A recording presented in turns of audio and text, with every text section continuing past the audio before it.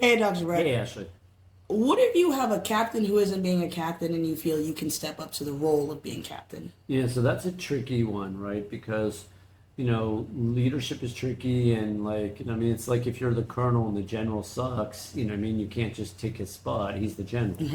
So, and you can't really, you don't want to stab him in the back and you don't want to undermine him. We got a cruise ship going by, whatever. I kind of want to keep this Right? though. So that's a tricky one. I think the best probably way to handle it is to deal with the captain and try to empower him to become or her to become a better captain, so to speak, right? And if it's not working, then perhaps you have some conversations with the coach or GM or athletic director. But you got to be it's tricky because you don't want to be whining or tattletaling or going behind people's backs unless it's completely necessary. Hey, Dr. Brett. Hey, Ashley. How can quarterbacks, when their team isn't listening, how do you regroup them? Well, when the team isn't listening, that's a deeper issue, right? That's a locker room issue.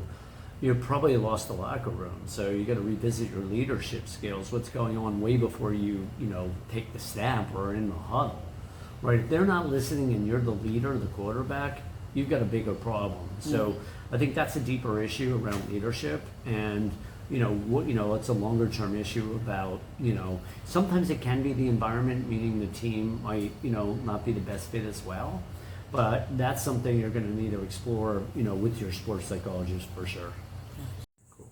Hey, Dr. Brett. Hey, Ashley. So I just met a quarterback and he gets the yips when he's in the pocket. How do we tell him to stay calm under pressure? Okay, well, we don't, anybody can say stay calm under pressure, right? The process is about teaching the calmness off the field or on the field and vice versa. Learning how to train your mind and learning how to stay calm everywhere, in every situation.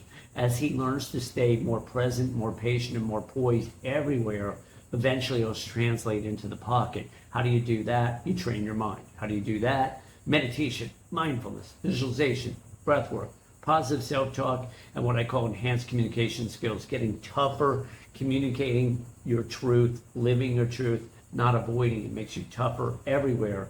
And then you step in that pocket and you're just more present, more patient, and more poised. And you only have 2.6 seconds, but it works. Hey, Dr. Brett. Hey, Ashley. How do base runners, how are they able to maintain focus stealing the bases? Stealing the bases. That's funny. No one ever asked me that question. But someone, one of the baseball players I coached the other day, he went 0 for 5, and I said to him, don't ever let that happen again. I'm like, choke up like you have 2 strikes if you feel off in the batter's box, and then, you'll get a blooper or you'll get some kind of hit or maybe you'll walk, right? And he said to me, he goes, it's funny you say that because that's exactly what my hitting coach said. And I said to him, if 2 people, one without a technical background in baseball, says the exact same thing as your hitting coach, then you want to freaking listen here. So what we want to be doing in any sport, it doesn't matter what it is we want to be pivoting, making adjustments, not allowing ourselves to stay stuck. He was off, and so he did the same thing 5 times and basically struck out 3 or 4 times and got out on a weak ground ball the other time. Not a good call, right? So again, I'm teaching athletes how to pivot off the field for on the field and vice versa. We're always making changes. We're becoming more flexible, more adaptive, more creative, and more resilient. Hey, Dr. Brett. Hey, Ashley. We have an intern who's a coach now. He's coaching baseball. Awesome. Do you have any advice for a brand new coach, just light behind his eyes? It's just great experience, right? I'm sure he's coaching adolescents Yeah, of they're some not. sort. Right? It's not But these are great experiences to have because, the best coaches, they started coaching Little League or they started coaching middle school or high school, whatever it is. So you want these experiences. And the advice I would say is for the coach to train his mind so he's more present, right? And then to teach the kids some mental game techniques to train their mind, not just the physical game, right? The meditation, the mindfulness, the visualization, the breath work, the positive self-talk, and then again, the enhanced communication skills. Most coaches in generalizing, are not great communicators. You can become a great communicator, but you got to practice and you got to learn. Hey, Dr. Brett. Hey, Ashley. I'm shooting 3-pointers. I'm shooting in the paint. I'm going hard in the paint.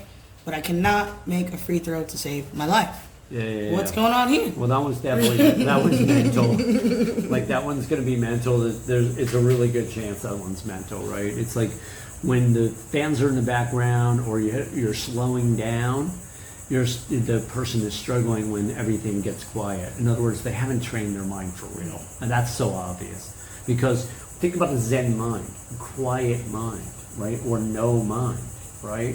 In other words, their mind is active when the game slows down. When you're at the free throw line, I remember, like, in high school, we had no size. We played freshman basketball, and that was it because we just had no height. And, you know, I mean, I remember having no height. But the last 2 minutes, the coaches would put in all the fucking bench players and stuff, right? So one time, you know, at the end of the game, they put the twins in, my twin brother and I, and we'd hack everybody up because we had on the bench the whole game, right? Because we had no size, but we were good. Anyway, I got fouled once. I went to the free throw line and hit 2 swishers, and the coach talked about it for months.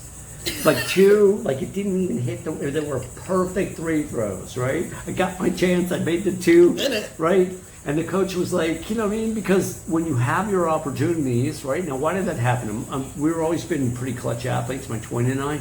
But part of it is practice, right? And then, of course, back then I didn't actively train my mind. I just had some clutch ability. Now I actually train my freaking mind. So train your mind. Perfect. Hey, Dr. Brett. Hey, Ashley. What do I do if I'm getting the yips in the middle of a game, though? Like, I'm playing well the first quarter now, or the first half. The second half, I'm in my head. Breathe. Okay. I'm always teaching everybody to use the breath, right? Especially because, not just because the breath is free, but it's also because it's so effective, right? If you're in a situation where you're on the field already, you're not going to be able to meditate while you're in the middle of the game, right? Unless you're changing over between games or something, in tennis or something, right? Or you're on the sideline, right? On the sideline, you can go into a meditative state if you practice enough. But what you can do is basic box breathing, 4 or 5 seconds in, 4 or 5 second hold, 4 or 5 second release, 4 or 5 second hold again. You can do that 2, 3, 4, 5 times. You can do that at night to try to fall asleep. You can practice it during the day. There are other breathwork techniques that are effective too, but the breath in general, short term, is probably going to be the most effective thing you can do. Observation skills are also powerful, bringing your focus into the moment, right? Observing the sky, the clouds, the fields, someone's face. The more you observe, the more present you become. You want to use the positive self-talk as well. Stay present, I got this, and so on. Hey, Dr. Hey, Brett. Ashley. So it looks like I'm playing well, but I mean, if you look at my stats, I have the yips. Oh, geez. How? Oh, boy. Yeah, it's because my team's still winning. So how do I explain that to my coach?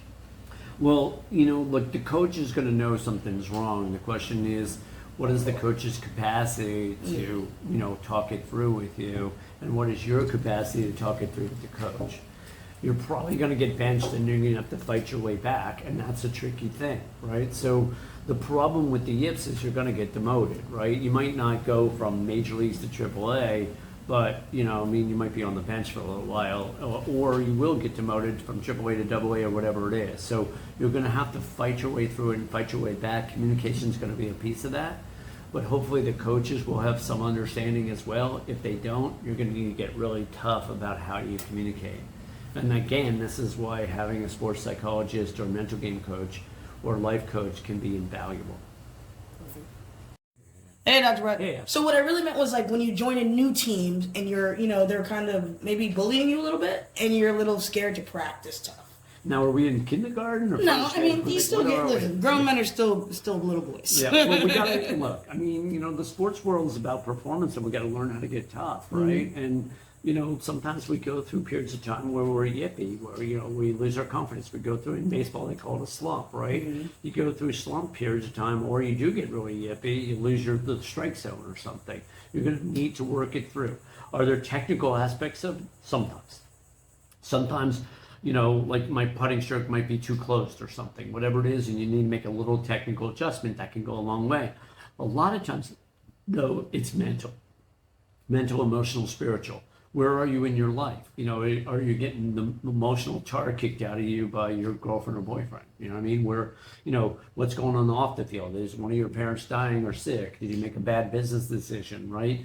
So what we want to do is clear up all the dramas and distractions, and then what we want to focus on is what's in the way. And sometimes it can be fear of success, fear of failure. It can get a little deep and tricky. That's why sports psychology is growing so much, because there's so many dimensions to this question you're asking.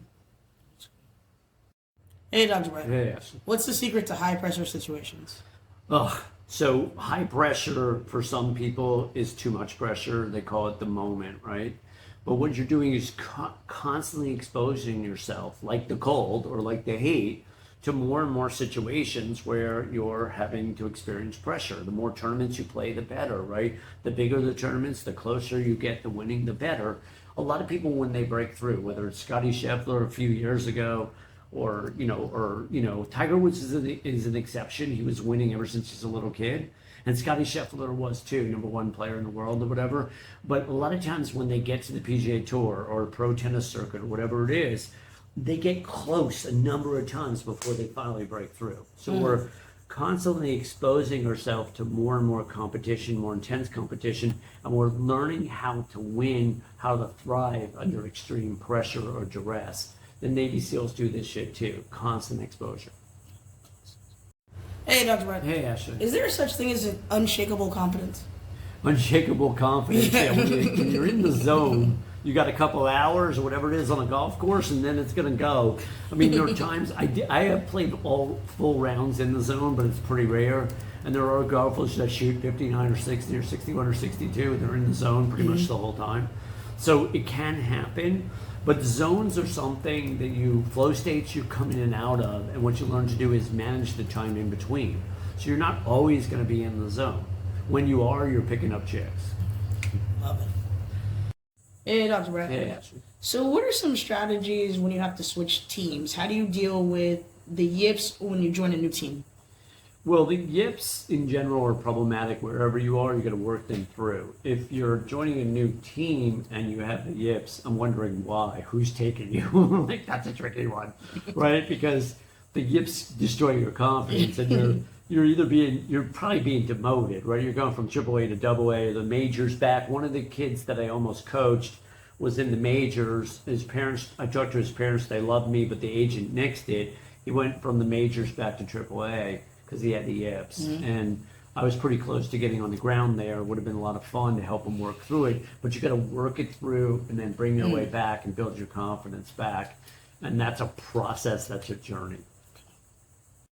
Hey, Dr. Brett. Yes. So what if I'm performing well on the outside, but I don't feel good on the inside? How does that work? How do I become good on the inside as well as the outside? Yeah, that's a fascinating question, and that's really a question that very few people have ever asked me, right? How do you, if you're actually doing well and you don't feel it, that's not uncommon, because a lot of athletes, especially top athletes, are perfectionists, right? And so they don't give themselves permission while they're trying to make it at the highest levels to enjoy the process. And so that's really about journey and learning how to enjoy the journey and giving yourself permission to celebrate the victories and not just do what Urban Meyer types used to do, which is, they're dialing after they win a national championship. They can't relax or enjoy any of it.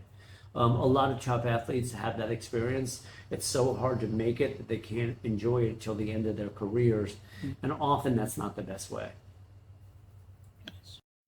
Hey, Dr. Brett. Hey, Ashley. One of our interns just started golfing. All right. Which pretty one? Cool. Jared. He just started golfing. So he wants to know, how do I hit the ball every time? I mean, 3 out of 10 makes you a top major leaguer, right? Because think about it. I just looked up the Yankees batting average, and it's 248 for the team. Like, that's their whole team batting average, 248. And they only have a few hitters hitting 300, which is 3 out of 10. So what you're looking at is what I call putting the barrel of the bat on the ball as often as possible. In other words, process, not outcome. If you square up and put that barrel of the bat on the ball, which means you're so present and so focused in the batter's box, you're likely to get a hit one out of 3 times, because you hit more and more line drives. You square it up. So again, you're focused on process, not outcome, which is to be so freaking present you can't help but put the barrel of the bat on the ball. Hey, Dr. Hey, Brett. Ashley. So we can't ignore one big part of this mental game, the heat. How do you deal with the heat, especially if you're like a golfer or you're outside this summer playing sports? Well, I mean, if you like Wim Hof at all, the heat and the cold are your friend. In other words, they make you tougher, right? Look, I've been starting to golf again on Mondays in Florida in the summertime. The heat index is 106, 107, 108. I'm doing midday because there's no one out there. I'm playing PGA National. It's fantastic. It's not expensive for us locals, right? It's just the South Florida Golf Pass. And I am blissed out. I'm listening to podcasts or learning Thai and handling 2.5 hours of 107, 108, 109 heat index, 93, 94 degrees plus the humidity, which is 70, 80%. I'm drinking a lot of water, but I'm blissed out because my body is tolerating the heat because I'm adjusting to it like you can adjust to an ice bath or something. I don't have an ice bath. I was thinking about maybe that I should do that next year.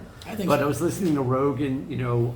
He was actually giving Andrew Huberman shit for being a pussy around the ice bath. And Rogan's obviously, this is his thing. He's been doing it forever and everything. But when you expose yourself to the cold, you're getting tougher. And literally, believe it or not, Ashley, when I used to live in Westport, Connecticut in my 30s, I used to boycott winter. I didn't wear a winter jacket for like 5 straight winters. That's crazy. At all. That's crazy. I know back then it used to be really cold. Yeah, I'd be 20s and 30s and stuff. And I literally didn't get sick for almost a decade. Like, I just didn't get sick. And I think part of it was before I ever got exposed to Wim Hof, I was doing it without knowing it, exposing myself to the cold. So exposure, it's the same thing with, dating or relationships. You want to expose yourself to experiences. Otherwise, you're not going to have any tolerance.